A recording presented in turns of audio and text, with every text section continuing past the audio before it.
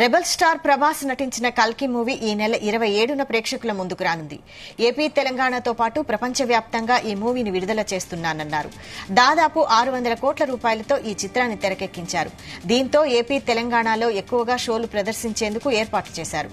ఇందులో భాగంగా తెలంగాణలో బెనిఫిట్ షోలకు టికెట్ రేట్లను అమాంతం పెంచేశారు.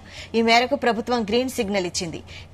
సింగిల్ స్క్రీన్ థియేటర్లలో బెనిఫిట్ షోల టికెట్ రేటు రూ. 377, మల్టీప్లెక్స్ లో రూ. 495 పెంచారు. రెగ్యులర్ షోలకు సింగిల్ స్క్రీన్ థియేటర్లకు రూ. 265, మల్టీప్లెక్స్ థియేటర్లలో 413గా ఫిక్స్ చేశారు. ఈ మూవీలో ప్రభాస్ తో పాటు అమితాబ్ బచ్చన్, కమల్ హాసన్ తో పాటు పలువురు బిగ్ స్టార్లు నటించారు. దీంతో సినిమాపై అంచనాలు భారీగా పెరిగాయి.